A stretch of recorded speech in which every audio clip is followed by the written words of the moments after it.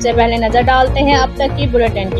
जी बिल्कुल, माछीवाल की हदूद अड्डा पक्खी मोड़ पर नामालूम मुसल्लह अफराद की शाम तकरीबन 7:30 बजे फायरिंग और असला का आज़ादाना इस्तेमाल मेन बाज़ार मियाँ पक्खी मोड़ पर मलक अमीन करियाना एंड पंसार स्टोर और मोहसन गारमेंट्स पर हमला, जिससे मुतअद्दिद दुकानदार शदीद ज़ख्मी हुए। पुलिस के आने से पहले मुलजमान फायरिंग और दुकानदारों को हरासा करते हुए फरार होने में कामयाब। इलाके में शदीद खौफ व harass.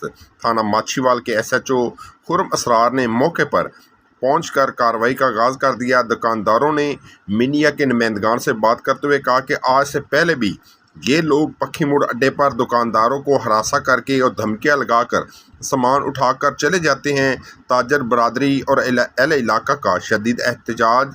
DP Vehari RP Multan से फौरी नोटिस लेने का मुतालबा किया है।